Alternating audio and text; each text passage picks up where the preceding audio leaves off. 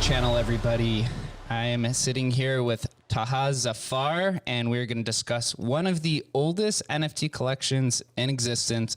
I think as it stands today, it is known as the third oldest NFT collection.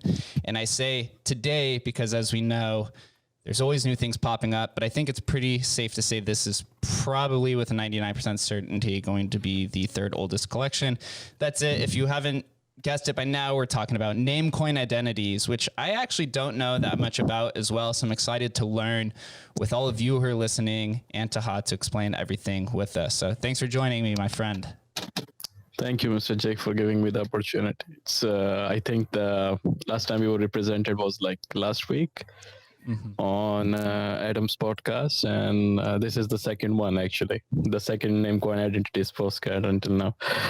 So as you said, of course, it's the third oldest collection. The first one would, of course, be the historical domains. And that is April 2011, of course. Then, of course, Peony Codes, I'm sure you know that one is May 2011.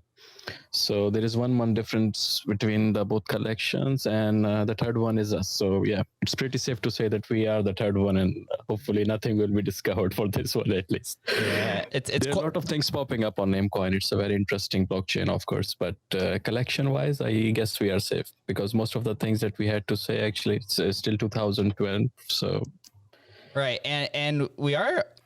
Namecoin tokens are generally under attack from different communities because of some of the nuances to it and its primitive nature, right, as being the first altcoin officially being deployed in 2011. There's not a lot of the traditional NFT terminology that's associated it, right? It's more closely related to ENS, which a lot of those that own ENS domains and identities and everything else that's composed of it. Everyone calls it an NFT, but then when you go to Namecoin, everything is kind of separated, right? We have .bit domains, as you mentioned. You have identities, which is ENS is kind of the combination of both and its current state. And then the expiration tends to be a very contentious issue with first these assets, which we will definitely get into here in a second. But first for you, I know this is your first podcast. Not many of us know who you are. So without doxing yourself or too much, tell us a little bit about yourself and how long you've been in crypto. Yeah, how long you've been in crypto and kind of how you came to helping lead the identity community. I have been in crypto since like 2017. I was like introduced to crypto. Actually, it's a very interesting story. I was introduced to crypto via somebody asked me to put some money in one coin. I did not do that one, of course, but like it got me to research, and then I found Bitcoin, then I found Ethereum and all of those things. Then somewhere around 2019, like I started writing for some of the groups. Like I started making white papers for them, and then I found a job with Crypto Taker. And from that time onwards, like it got me deeper and deeper into the rabbit hole, of course. And after this Curio Cards discovery, well, I was searching for like some of the older collections on Ethereum. I did certainly find someone. I bought some of the OpenSea also. Then in January 2022, of course, like we heard about this Peony Code discovery. Actually, I was there on the first day when Devoted announced it to the world. Devoted and Poodle, I think they discovered both of them this accent code thing. Like it's intentional art, of course. Peony Codes is what precedes Namecoin identities. It supplies around 3,255 like this. So we have like 2.3x higher supply than that one. Our total supply is 7,505. So I heard about them. I claimed a few also. And then like the other people, they started like researching deeper into the Namecoin blockchain. Of course, because if something has been found, of course, like it means that there is something else also which is waiting for you. So I received a message from some of the guys on Twitter, and like they asked me if I would be interested in a new thing, and like I asked what. So they shared a spreadsheet, and they did mention the identities at that time. So basically the name that they were using is Name IDs. It's like a software implementation of Namecoin identities. This is back in January, of course. at the end of the January, we were all starting this thing. Then like we got researching, we certainly found a couple of things, nothing too deep. We had the spreadsheet with us, like, and then Sorty did us a favor actually. He, Sorty from NFT Relics. Yep. So he built us a like blockchain explorer, which was like separately only for this ID assets, right? So then we started this project, and like only in the last like month, in the month of June, we had been like accelerating the progress on this one. Correct. Yeah, I just want to make sure you could see the chart that I just brought up here. This is the total identities list. Actually, it covers from 2012 to 2017, and it has all the 7,505 curated identity assets mentioned actually. So the rarest is like 2012 with that 46 supply. That one is like the exclusive club. Even I don't have one of those until now. I'm planning to buy some, but like it's only like the total capacity for that club is 46, and I think a couple of people, they own like most of the supply for that one. Right. It's so there's actually a lot of nuance to this, and for those that are new to Namecoin, I kind of want to set out the order of we'll call it rediscovery, which was in the Namecoin blockchain, and it was first with Twitter eggs and blockheads, and those are first being sold over the counter around September or October of 2021, which was rediscovered by what's a group that's called The Collective, which kind of houses a lot of the, or holds the majority or a large supply of both of those specific assets. And then we had Devoted One came in with the Puny Code discovery in the beginning of January of 2022. And then that kind of just ignited everything. Once people saw that there was puny codes and these like hidden messages that were registered in the Namecoin, then I believe that the bit domains started firing off, and I was lucky to get jake.bit. And then IDs were there, and I remember seeing them, but they were really like overlooked. No one really understood what they really were. And then when you go down into Namecoin even more, there's a lot of there's different like hex code messages and names fly and a lot of it. Exactly, yeah. There is Identicons, there is manga avatars. Actually, we were just talking about those before I came in here. I was speaking with Harry BTC, and like he's looking for a complete list of all those assets. So I tried to link him with a few sources. So they have like Identicons, of course, Twitter X, There is Blockhead, there are manga avatars, and like there are a couple of random things also. I think there are coded messages, of course, like you mentioned. There is ASCII art, and actually Quantum came much later in the, like if you see the timeline, Quantum is much later, even though I think that is that's probably the first Namecoin asset that everyone came to know about, right? Mm-hmm. Like it was marketed as the first NFT at that time. Yeah, and I think that's because, and no discredit to Kevin McCoy, but he, when he registered Quantum to it, which is essentially a gift to the blockchain, he made kind of like a public ordeal about it. There was presentations, he did podcasts, and as we've come to discover recently with Puny Codes, they reconnected with one of the original artists who I believe created almost find someone. Yeah, they found the person who originally did about 1,000 of the 3,000, and they said that they were they said that they were originally just doing it just for experimentation. And within Namecoin, a lot of these so-called collections between IDs and puny codes and .bits, they weren't intentional collections. They're unintentional collections, right? It's a bunch of individuals who've kind of individually conformed around the same idea. And now that we're going, looking at everything retrospectively and retroactively and curating these collections, for some of those people, it amplifies the premium. And then for some others, they tend to look past it because it's not an intentional like 10K PFP as you see today. You can say that one, of course, but the puny codes, of course, like the central idea is the same. Like it's the XN encoding language. It is something which is not possible with the usual medium, right? So if you're making this extra effort, okay, if you're going the extra mile, if you're trying to do something new, of course, it is intentional. But of course, the collection itself, someone was not planning to build a collection of 3,255 assets. Of course, that one we can understand for sure. But of course, like individual people, they are all doing the same thing. As with the identities, of course, identities are not exactly aesthetic or art NFTs. They are mostly utility of they are focused on identity. You can use them for proving that you are some person. You can use them for proving like, okay, I am this and now I want to log in this one, so you can authenticate my identity using this very asset. That's why we mention on our website, it's like the asset is the identity. Actually, it's a phrase that I took from Devoted. Like he was saying the token is the art when he discovered that one. I'm sure I think it's still mentioned on their Twitter, Punicode's Twitter.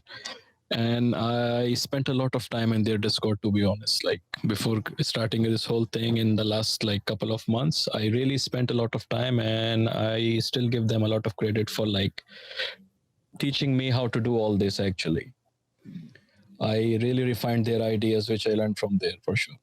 Yeah, it's quite unique. And as you saw that I was scrolling here, there was a little bit of in the initial deployment in 2012. There's a bunch of unique IDs, and then it kind of goes into what looks like almost like testing with like ID/DL and just a random assortments of numbers and letters. But what I want to kind of concentrate on the first 2 or 3 here before I move over to the website. Sure. ID./call, which I know he's a historic figure. He's the first one. And then I find it unique that the second one is ID/.bit, which is literally the .bit domains that come about. Which comes about a year before everything else. Then you have Bit Investor, which then you start seeing unique components to it. Tell us a little bit about who is this call figure. I know he was also a part of the Bit creations and some other experimentation on Namecoin. Actually, he did create we believe that he did create a couple of Punicodes also. His name is Callahan Hank. He is a Namecoin developer. And if you open the historical archive on our site, you can see the post, like he's the one who's introduced this whole concept to the world, right? So let's just see in the historical archives, the first one.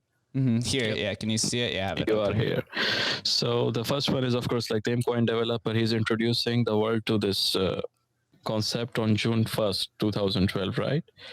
And they registered the first ID, which is like ID Khal, on May 31st, 2012. So that is the absolute first one. And it's really significant in a lot of timelines. Like if you see Web3 timeline, it is... I think it's the 6th, or just a moment, I'll confirm again. It's the 9th one. So like if you see the Web3 timeline, it says like ID Khal, of course, it's the first decentralized online identity. Yeah, I believe it was created for this like exact purpose. Right. Cool. Yeah. I'll pull up some of the charts here in a second, because if you're an analytics junkie, there's a lot of very unique data sets and information that contributes to some of the premiums in this. And as we explore this timeline here in a second, I do want to just help you clarify what exactly an ID does. I mentioned earlier that this was essentially the first attempt at decentralized identity, where now we see ENS being popularized. Everyone wants to essentially sign in with ENS, like you sign in with Facebook or like you sign in with Google. I believe that this was supposed to be the first attempt at signing in with a decentralized identity. Is that correct? And then was there anything else that they were attempting to accomplish with this as well? No, it's absolutely the first ever like Web3 decentralized identity project. It's like it's the first thing which was trying to resolve the unified login thing. Like you can simply use one asset and you can log into a lot of different websites without having to like make your account or like give away sensitive information. Like Namecoin identity is the absolute first. We have not like heard about any project which came before that one for sure. Mm-hmm. And it's very unlikely too, because of Namecoin. It is very unlikely, definitely. The first altcoin. There is nothing before that one except for Bitcoin. Bitcoin did not have this functionality until like I think 2014, 2013 when they introduced the counterparty. Precisely. And now I'm going to move down to here to number 2 and just take us through everything on this historical archive. So we have June 1st, 2012 is when Namecoins were introduced to the world. And then almost a year later, on June 25th, 2013, it says Namecoin developer Domab announcing Name IDs project, which is a software implementation built on top of Namecoin identities to be used as decentralized unifies login authentication on the Namecoin forum. So can you just explain what this exactly means? That is something which is still functional actually. Like what Name ID does is like it combines two concepts. It combines the open ID system, which is like, okay, open identity, you can prove like using one thing. And it combines it with a Namecoin asset. So you are proving that you are someone just by holding an identity in your wallet. Okay, it's something you have, the three concepts, right? It's something, which is the password. It is something like you are, which is of course like sometimes it is fingerprints or something. And this is something that you have, which is like key cards or something. So this is that kind of key card, which you can use you can use for logging into different like website or something. And what it does is, I will explain this one to you. Like, let's say you're trying to log in on a website, right? So the website will give you a challenge message. That challenge message, you can sign in, like you can cryptographically verify using your own identity. And then you can prove to the website that you are this exact person who's signing the message. And it's a form of verification, of course. Like you are using cryptographic verification and you are like just proving to the website that you are someone because you have certain thing in your wallet like this. It's still the same concept as ENS today. ENS does the same thing. Yeah. Once you lose the asset, you lose the identity. It's based on the same principle. Until you control the private keys, you are that someone. But once you lose the private keys or something, then you are not that person. The other person can log in your behalf like this.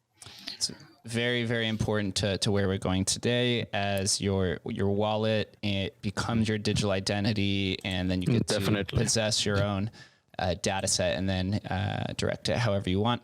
I do want to point out something as we were talking. I realized, so there's almost a year in between the Namecoin IDs being deployed to when the DApp was essentially deployed on top. And within that year, it looks like there was about 800 IDs that were created. And you see some of the unique ones that started popping up, maybe once people started realizing how important this could be. Apple, Google, Facebook, sex, and sexy, hot, but some of these unique ones, and then you see BTC, NMC, and some unique ones, Harry Potter. So the usual first things which people try to secure everywhere almost. Always, it's the same thing on ENS as well. Elon Musk and like sex, and there is something, and the Earth or the Yahoo, Google, AOL, something like this. It's always the case. Bill Gates, Microsoft. You know the deal for this one, yeah. Yep, as we know. And then here, so for number 3 on the historical archive, I'm just describing more detail on what exactly is happening. And then it looks like number 4 has some importance to it. Namecoin forum member, user virtual master, early account of his experience with Namecoin IDs. And I think that's one of the first time somebody used this Name ID service, and like they actually chose to detail their experience with this service.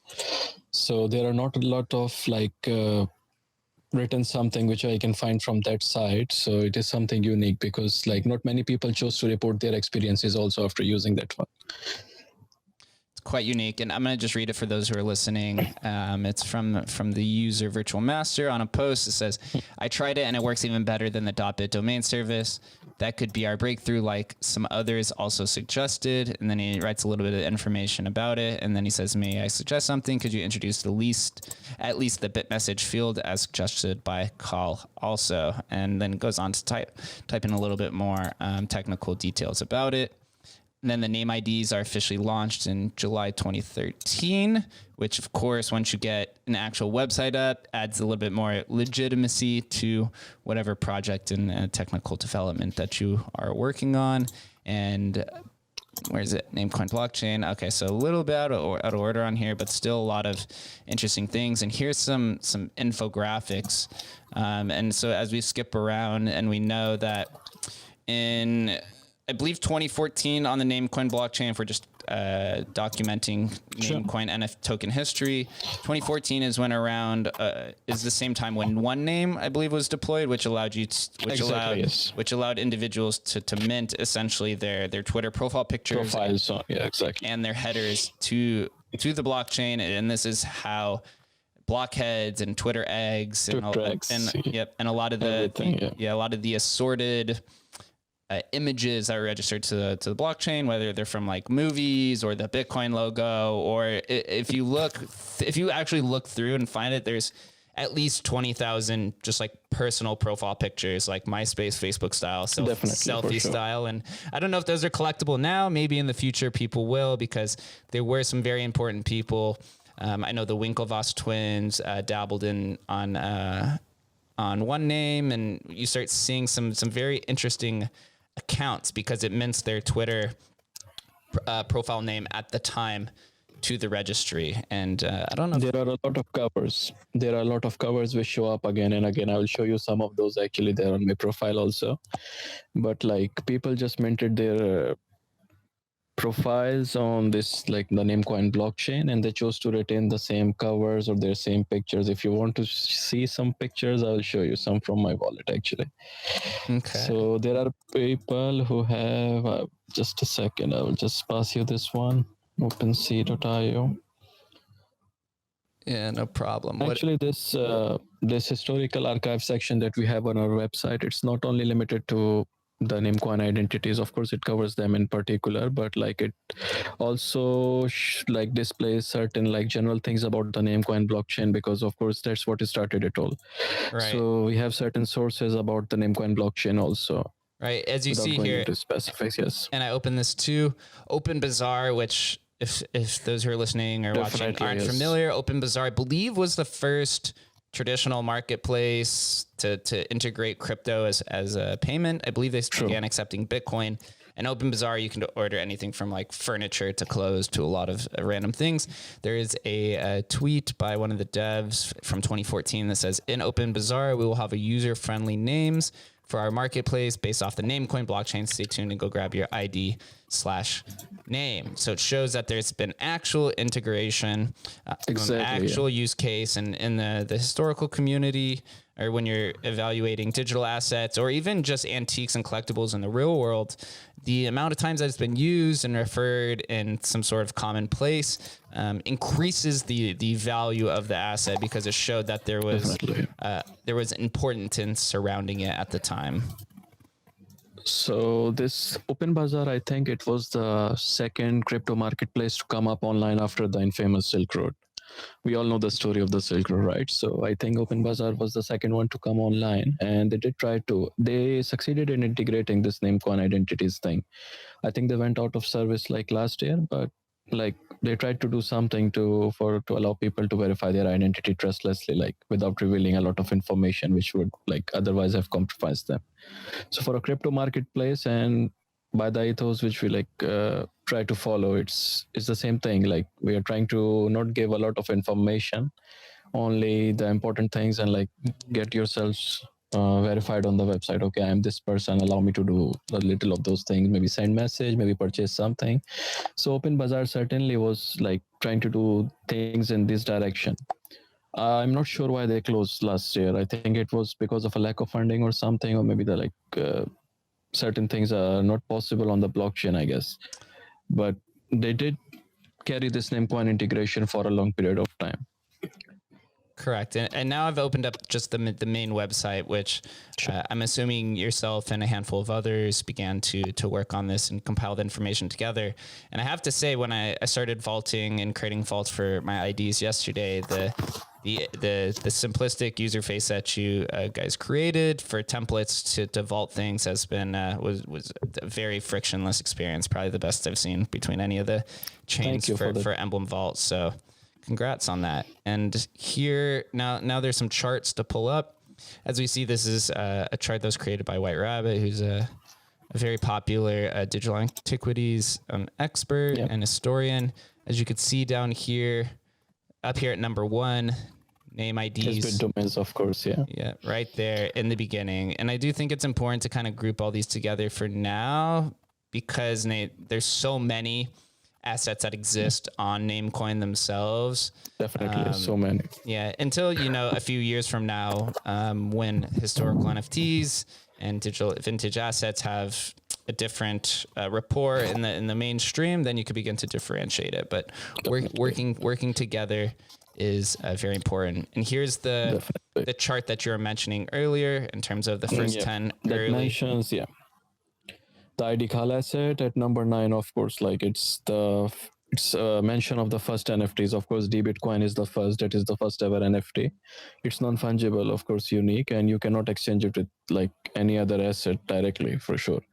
And it's a token on the Namecoin blockchain. So that one is the first NFT in the history for sure. This is Bitcoin, and then they have some sort of Latin alphabet for wins. Thank you. I think that somebody tried to send some personal message on Namecoin. Then they have this bit DNS thing, the radio sale. Actually, Web3 has written a lot about this radio sale. It was the first traded NFT. I think he found a lot of like evidence that like some transaction took place for this asset. Somebody paid something for this one. Then they have Unicode symbols, which I think are very famous in the Unicode's community. SAI art also is the same one. Bitcoin logo, I'm not much sure about. Of course, then there is IDCal. And the Demysify I've heard a lot about actually.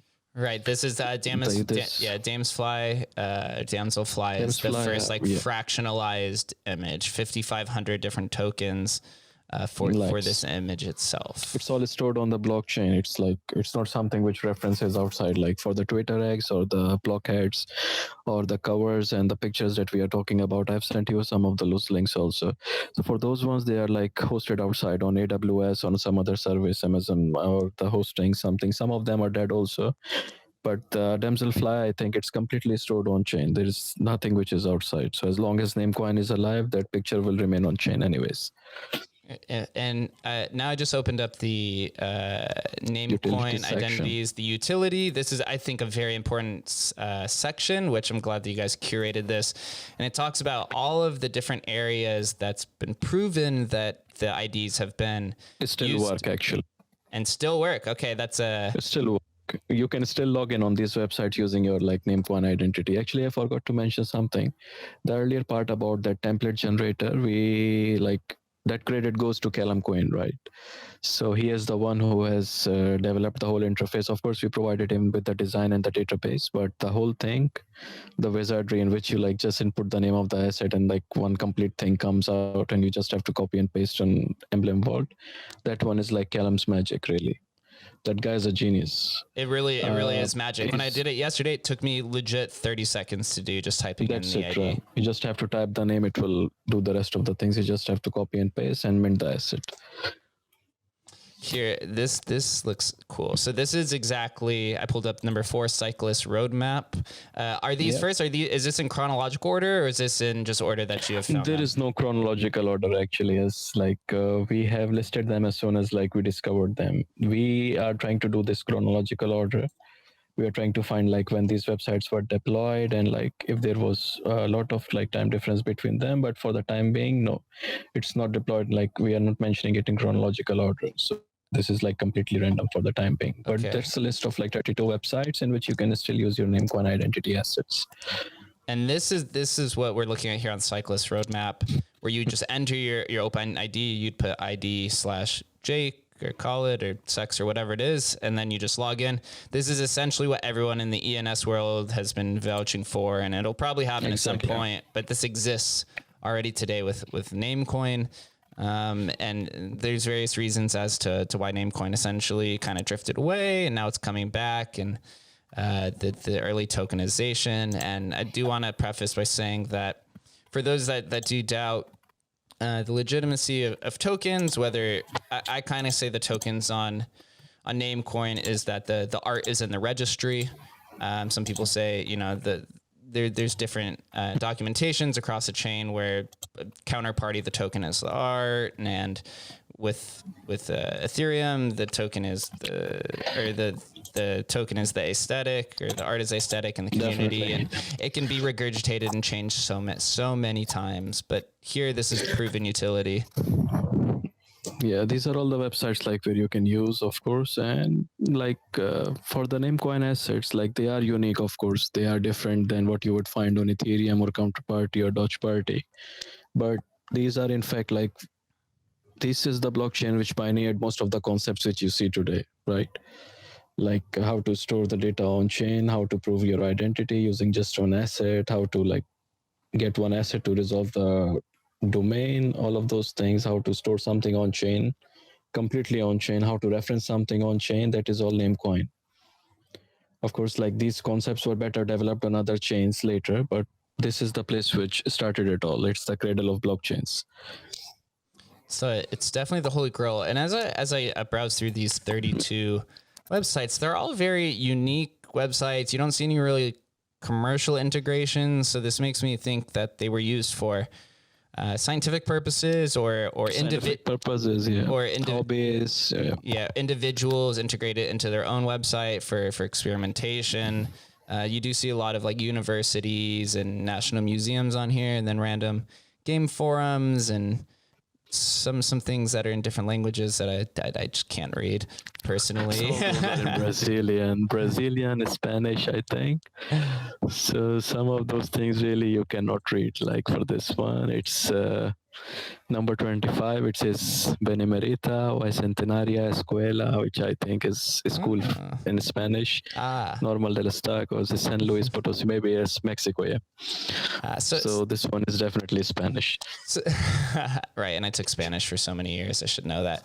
So let me ask you this then, in terms of like the excavation process, with yourself, obviously being one of the leads for the community curation and build out for Namecoin identities, how many would you say are on the team that are exploring Namecoin identities, and how is everybody going about finding these different utilities that they've been integrated in? And I'm assuming probably all the tokens now have been claimed within the 70 or 7,000 ish. All of them anyways. Literally all of them for sure by now. And like until like you can say around May, you could still find a lot of 2014 identities. But for now, like as soon as the project started taking off, of course, all of them have been claimed. So there are we have a team of like almost 5 people who do different things, of course, promotion, marketing, all of those things. Some of them are researchers, some of them are like doing all of those things at the same time. So it's really a mixed bag there. Interesting. Okay, so I opened up OpenSea. I know there was a recent sale, and I'm going to explore through some of these. And let's dive a little bit, now that we've been talking this for about 30 minutes, about how you value things, at least from your perspective. How have sales gone so far? What kind of questions are interested investors approaching the Discord about? Like, what are some common questions that you see? And then how the hell do we value these things? Generally, we receive requests for like OTC deals. Like people are mostly interested in trying to exchange this for other assets now, which is like quite the norm in early stages of a historical community. I think like people try to like get something which they don't have by exchanging something which they have. So those are the most like more popular means of trade by now. But like in the last couple of days, I think we had like almost around 6 sales.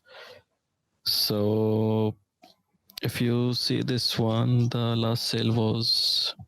Yeah, there was YouTube that sold pretty... ID YouTube for 0.6, right? Yeah, 0.6. But that is not the highest sale. That is not the highest sale that we have recorded so far. The highest sale was for like a 2012 asset, of course, which are very rare. So for that one, I think somebody paid 1 ETH. Actually, it was Dogfather. Yeah, they paid 1 ETH and they gave a couple of Dodge Party assets also for that one.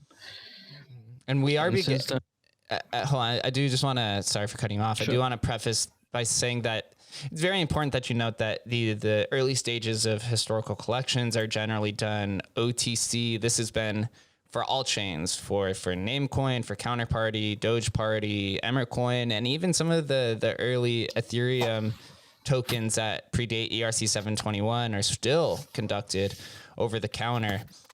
Which becomes an early detriment to the price history, which then when you get price history, it encourages traders and flippers to come in, which provides liquidity and exposure. And you know how that kind of flywheel goes. But as of now, in the early stages, this is an actually very, very common attribute to the over-the-counter marketplaces, because the infrastructure doesn't exist in this current state.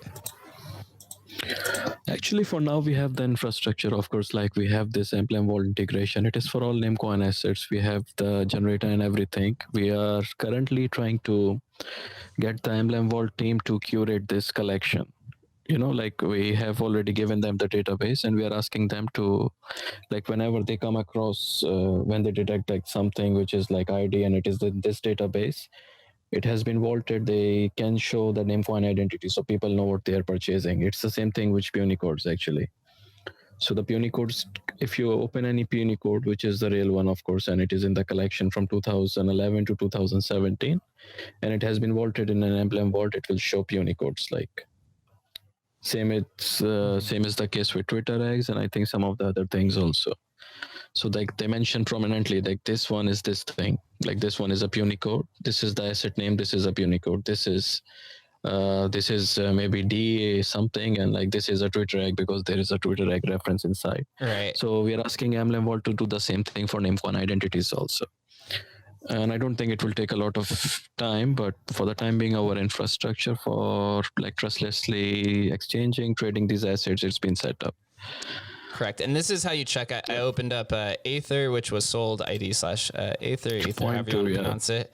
And you go in and you check the vault, and you want some Namecoin to be in there because it has to be re-registered about every 8 months. There's a certain amount of blocks. And then you want to see that the asset's in there. And I believe one Namecoin, which you can buy on an exchange for about $2, almost, yeah, lasts close to 10 or 20 years. I believe it's 0.05 Namecoin every 8 months.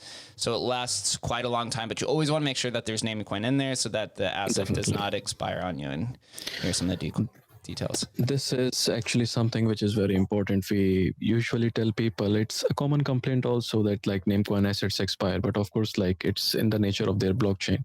So we are regularly like asking people to check their assets, to check their vaults, to check their wallets, and like make sure that they are still like, because these assets, in case you are not renewing them within like 36,000 blocks, which is roughly around 8 months, they will expire, and once they expire, anyone can claim this. So it's a good thing and a bad thing also. It's good in the sense that, okay, you cannot hold on to something for an indefinite period of time. So let's say something happens to your, like you forget to renew because you don't need it anymore, or you don't care, or like you are not in need for this one. So in such case, it will become available on the market. It's not firm possession. Also, like, of course, like these assets you have to continuously look after for this one. But it's very easy to renew, and like it's really cheap. In case you put it in an emblem vault, it will automatically renew. So you just need to keep something above 0.5 NMC in your emblem vault wherever you are keeping your Namecoin assets. We are regularly informing people about that one. Like in case you're purchasing, in case you hold some, in case you are interested in this one, this is like you need to keep some NMCs in the Namecoin vault, and then you don't need to do anything. It will just continuously auto renew for like years and years. So let's say in case you're like you're right for that one, of course, like in case you're keeping 1 or 2 NMCs, they can like they're literally good for like 100 years, 200 years, almost like this, because only a very tiny portion of that one is used to renew. So in case you have like 1 NMC, that can last you for like a good number of decades, I guess.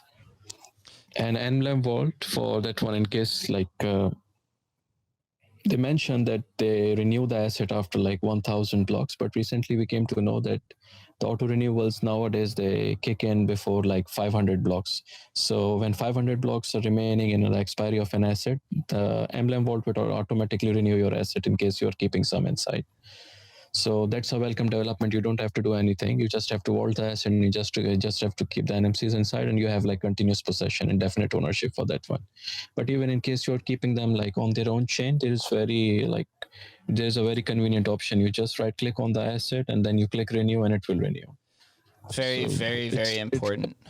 Very, very important. I do want to, so as I'm diving in and browsing through these, I know people are still, yes, we have the technicals that we've discussed the history, but how do I know that, Daniel Jones is worth more than Pepsi, or why is CRISPR worth more than tits? And I'll just offer my idea, I guess you call it my investment thesis, and everyone's is really different, especially as we're kind of exploring the early value components.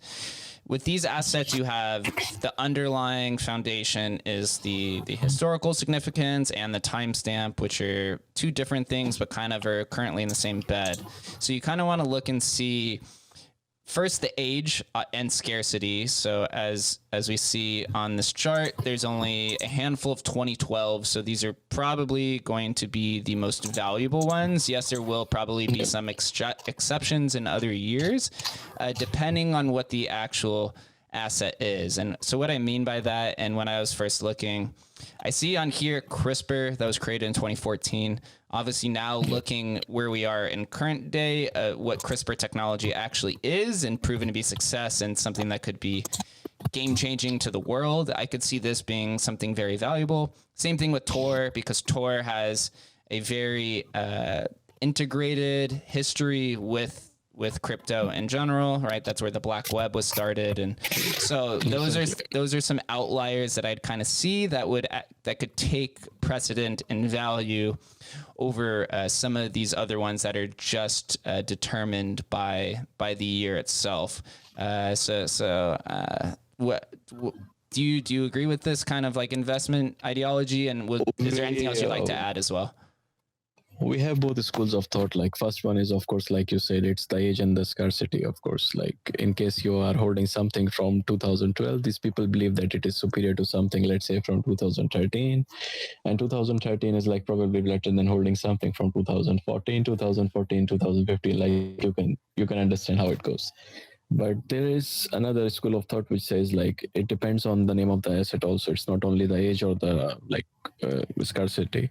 They believe that if you have like references for important people, for important technologies, for important like landmarks, maybe something like this, for some concept, like it depends on the collector, of course. But these are the things which we use to value something, like you said, for the ID Tor thing. So it is something which is probably very important to the blockchain technology, because all of us, we are trying to evade surveillance. We are trying to make privacy more accessible. So like in that reference, of course, like ID Tor is more valuable than some ID from 2012. But of course, like if you are a collector and you're only interested in the age, some ID from, let's say, ID.bit. Of course, Carl is not available. I really doubt that it would be available anytime soon. But let's say ID.bit, of course, like you would say that this ID.bit, it's like more valuable than ID Tor or something. So it really depends on the collector. This is not something, it's all personal preference at the end of the day anyways. Like we have these like different models on how to value something, but it really comes down to the individual person, like what he or she values in something. This is, I think, the philosophy of all the NFT, historical NFT collections, right? Mm-hmm. People collect what they like, people collect what they value, people collect what they can most resonate with. Yep, and I just pulled up the Twitter account. This is the pin thread, so I'm going to just read part of it. Also make sure that you guys follow them so that we can continue on with the revitalization of Namecoin identities. But it says, talking in more detail about the innovative and pioneering utility offered by Namecoin identities, and goes on to talk about logging in websites and free software name ID without having to create separate accounts. It's very important. There's even a YouTube tutorial on how to use it to log into different websites. That is a short video which Dogfather made to like show like how Namecoin identities can be used today. Like it's a short video and it shows how to like cryptographically sign the message and proof to the website. Mm-hmm. And a lot of these tutorials are kind of just like scattered around, but they're popping up and they're becoming more and more important and prevalent as now in current days. We've probably discovered 95% of the assets that can be discovered or will have some sort of significance. There are some outliers, but now we're in the stage in the vintage space of community building and community curation. And I also I read this article a little bit earlier, which is from Dogfather. For those that don't know, Dogfather is an early pioneer on Doge Party, which began in 2014, which is the ability to mint NFTs on Dogecoin going all the way back to 2014. And a lot of these communities pre-Ethereum kind of all communicate with each other to a degree. Counterparty is a little bit different because it has more history, but some of the early Emercoin and Doge Party and Namecoin communities I've noticed all kind of collaborate with each other as kind of like in the current state of reemergence. So some of these other ones are a little bit farther ahead, but this article does a really good job talking about which Namecoin wallet you need to do. How do you look for Namecoin identities? And I do also want to preface, yes, there's about 7,000 IDs that exist from 2012 to 2017. You can register any ID. There's no limit. It's just like ENS. You could go in and register your actual name now. If we do believe that Namecoin IDs and login will be more fruitful, and they will exist in different mediums and modes as the time goes on. Here's an interesting article talking about the different profiles and the things and the benefits of IDs, of name IDs versus using some of these like Web 2 data storage and identity systems. So I'll make sure I link this as well to it, to the article itself. There's a lot that's going on here, and I do want to just go back to where we are now. We've talked about, how do we value these things, the history. I'm sure there's more things that are going to pop up in different types of forums.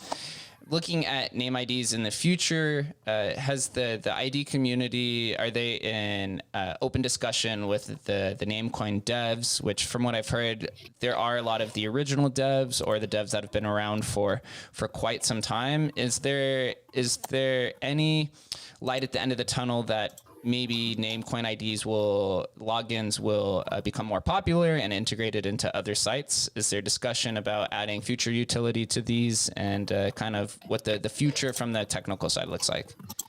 We have spoken to some of the Namecoin devs which are still present, like for instance Dumo. Daniel Kraft, his name, original one is we are still in contact with him. We are in contact with Uwe Martins, and we are trying to ask if it is possible to revive the project in more present sense than historical one. But until now, the consensus is to let these things remain as an historical artifact. But let's say in case Doom returns, or if more Namecoin developers are interested for this one, we can definitely try to do something with these IDs even in the present times. You can log in, but the infrastructure, of course, it needs to be developed further. For instance, this name new function, right? The article that you were referencing, it actually goes into detail how the registration process works on the Namecoin blockchain.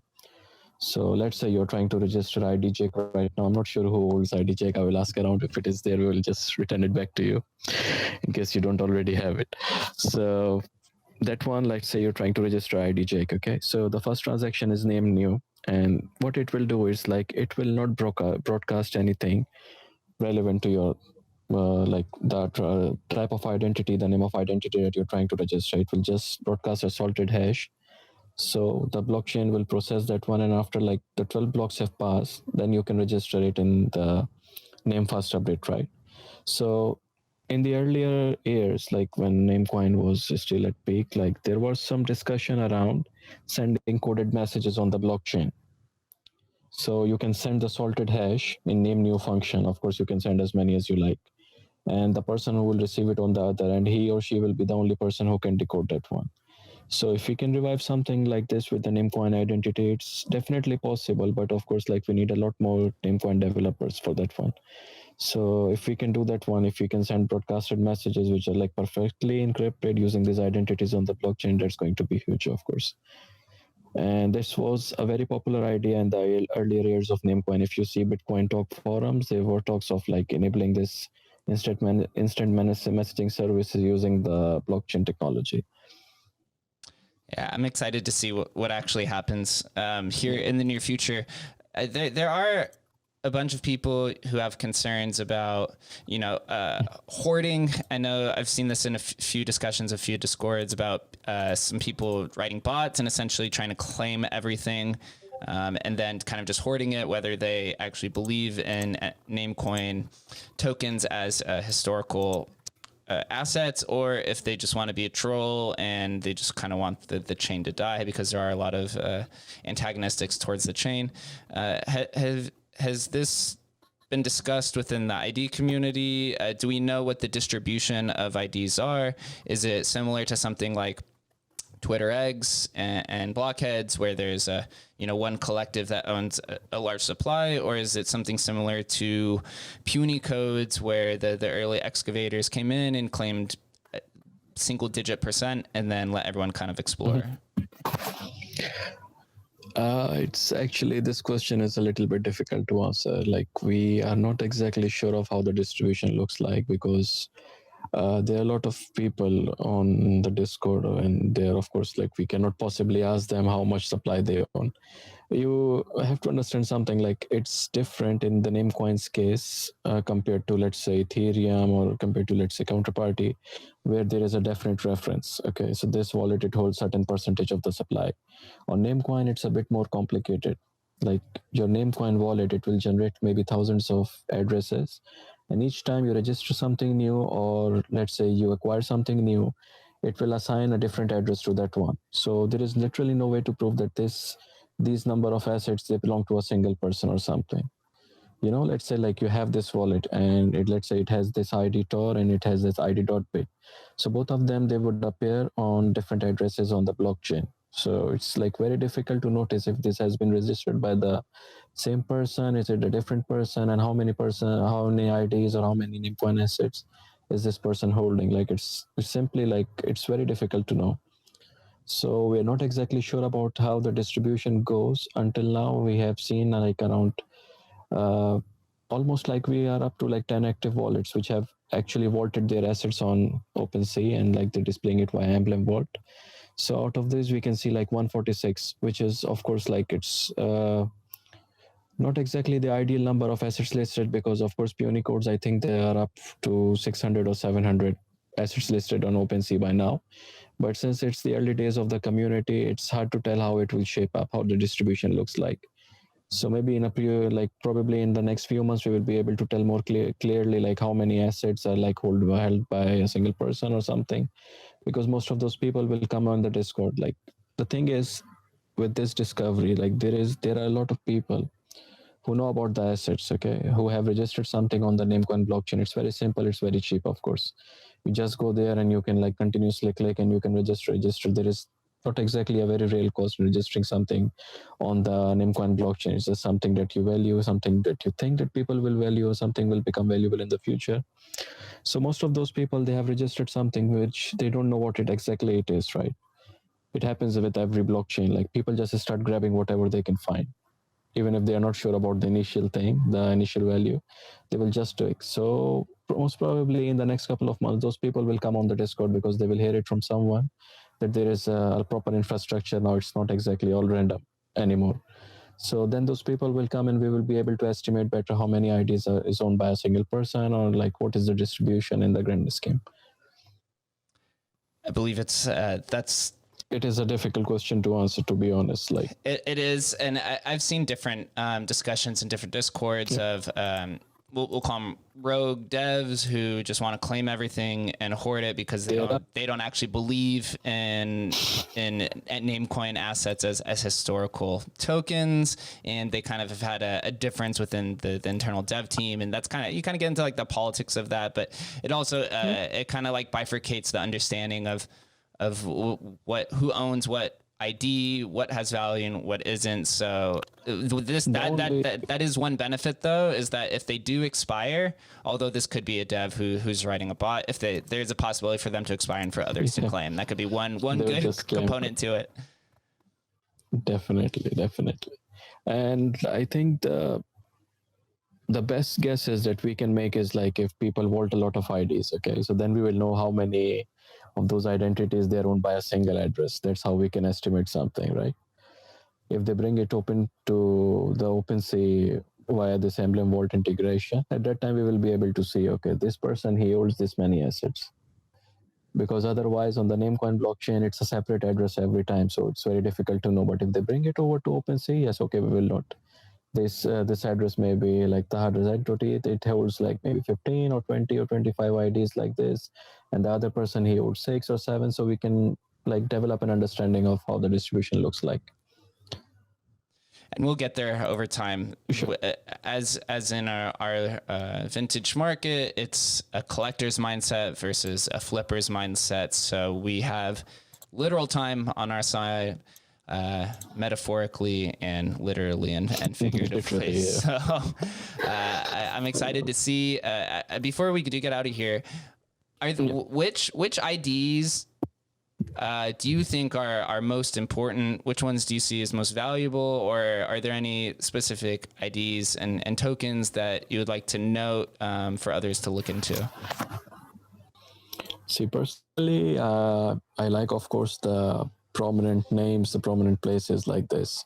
Okay, like we have ID Castaneda. It's the name of a poet. Like then we have the ID Faith, privacy, like the basic things. These are the ones which I value most. Like, or even over like the older assets. So if you give like I have this ID iPhone, ID Bazaar, ID Poker. So these are basic concepts, which I think will be valuable in the future. Like over like something which is like truly random or name or like this. The basic concepts I value more than the age or scarcity or the random names like that.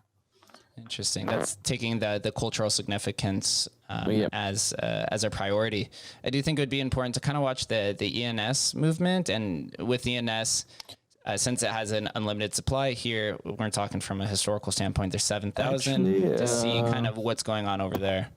The ENS thing, like I think there is a moment now, which is like the pre-punk moment, like all of those Ethereum name service domains which were registered before the punks were actually deployed on the blockchain.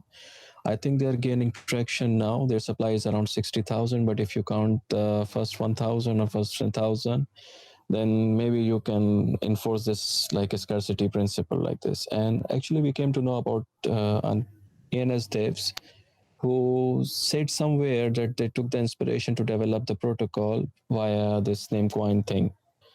Like, I don't think they exactly mentioned the Namecoin identity, but I've heard about it. I'm still looking for this video, like Namecoin, like the ENS devs, developers, in case they're listening just somehow, like they were aware of the earlier, like how it went in the past, of course. Mm-hmm. Because of course, like you take inspiration from something and then you like try to add features and you develop something completely new. So I think it happened, but we are still looking for more proof regarding that one. It's still not confirmed. We have heard rumors. We have heard people talking about that one, like how the ENS devs, they discussed in the past that they are aware of this Namecoin identity thing, but we are still looking for more information in that regard. Yeah, I would love to have Nick Johnson, who's the founder of ENS, on here one day. Somebody did recently rediscover his 2016 Beercoin project, but as we know, ENS is just a combination of Namecoin identities and .bits, and then some whatever future utility comes on top of that. And through the about 50 episodes that I've recorded within the historical space, a lot of the early artists and devs did experiment and toy around with Namecoin. There's a lot more people than you expect had some sort of practice on Namecoin, whether it was like to intentionally create value or they were just like toying around with whatever existed at the time, which is kind of like what's happening nowadays. But there's a lot of provenance on there, and I think there's a lot of things that are still to be explored on Namecoin in terms of the story behind the individual assets, which you've been doing a good job at doing. Web3's been doing a good job with his graphics and stories, and then devoted the Punies community and everyone over at the Bit communities. We're all working together for the same conclusion, which is to share all the stories. So Taha, thank you for coming on. First, thank you for staying up. Thank you for staying up late so that we can I'll actually do this as well. Is really fine. Actually, I sleep late anyway. Thanks a lot for having us. Really, thanks a lot for this opportunity. Yeah, no, I absolutely really appreciate it. Everyone who made it this far, make sure that you give him a follow, give Taha a follow, go follow Namecoin IDs Twitter account, go into the Discord. All of it's linked below. Thank you for listening and watching. We'll catch you next time. Sure. Thank you. Take care.